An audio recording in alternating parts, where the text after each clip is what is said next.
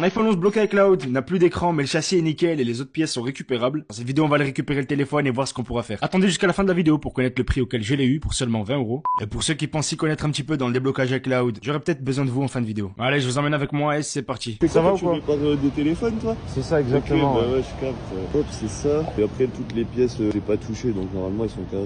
Ouais, je vois qu'il manque le cash ici. Ah ouais, Après, merde, ouais, non, les c'est caches, rien. j'ai dû les enlever, je les ai pas remis. Bon, c'est pas grave en soi, on peut les avoir nous. Je te remercie en tout cas, frérot. Merci à toi. Allez, salut. On peut constater que l'état intérieur reste quand même assez clean. La batterie d'origine n'a pas été changée. Il a à peu près toutes ses vis. Non, pour l'instant, il n'y a rien à signaler pour le prix auquel je l'ai eu, donc pas faire le gars. Par contre, petit bémol, la vitre arrière a été cassée. Pareil pour les vitres et des caméras arrière. On peut aussi voir que le châssis a pris quelques petits coups, donc ce seront pas des pièces que je vais garder. J'avais sur le coup d'un écran d'iPhone 11 qui était cassé mais qui pouvait faire le taf. Je l'ai donc branché sur le téléphone afin de voir s'il s'allume, s'il est réellement bloqué à cloud ou pas, ou bien si on peut le débloquer. Alors c'est pas fameux parce que l'iPhone est bel et bien bloqué à cloud. Mais j'ai pas dit mon dernier mot. J'utilise mon logiciel et là, le téléphone, je dois l'activer. Mais quel dommage. J'utilise un autre logiciel où je précise, j'ai payé les deux logiciels quand même, c'est incroyable. Pour le réinitialiser d'usine, peut-être que ça va marcher, on sait jamais. Ça nous affiche un résultat totalement similaire au déblocage d'iPhone 13 Pro Max que l'on a fait en vidéo. Allez voir la vidéo, ça ferait plaisir. Donc pour ceux qui ont la science dessus et qui peuvent justement nous éclairer, lâchez votre commentaire, on le lit, on l'applique s'il est intéressant. Et là, je vous pose la question, et j'aimerais savoir votre avis. Est-ce qu'il ne serait pas mieux que j'enlève toutes les pièces du téléphone et que je les garde, je les nettoie, je m'assure qu'elles fonctionnent et puis je pourrais m'en servir pour les prochaines réparations, ou bien que je le répare totalement et je vends le téléphone en l'état, mais il sera bloqué avec iCloud. À vous de me dire ce que vous pensez, quel choix serait le mieux. On a un avis sur ces deux choix, je vous mens pas, mais ce serait intéressant de savoir le vôtre. Alors n'hésitez pas à le commenter. Je vous remercie pour avoir regardé la vidéo. À très